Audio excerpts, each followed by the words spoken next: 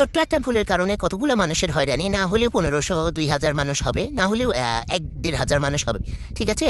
আর এখানকার মানুষগুলা দেখেন কতটা গভেট গভেট হইলে এইভাবে কি চা চা দেখে মানুষ কষ্ট করতেছে আর ওরা চা চা দেখতেছে। এখানে তো ওদের অসুবিধা হচ্ছে, হাতে হাতে কাজ করলে তো হয়, তাই না? সেটা বড় কথা না। তারা আবার ভিডিও করতেছে, লাইভ করতেছে, মানে কি বলবো তা কি, আল্লাহ, মাথাটা আমার নষ্ট হয়ে গেছে দেখার পর। যাই হোক, যদি ছেলে হইতাম যা হাতে হাতে কাজ করে দিতাম, না হলে ওখানে 4-5 জন মানুষ শুধু কাজ করতেছে, একটা ট্রাক ভর্তি মালামাল, ওগুলা আবার ভারী, নামাইতে অনেক কষ্ট হচ্ছে, আবার তারাগুলো তো কাজ হয় না।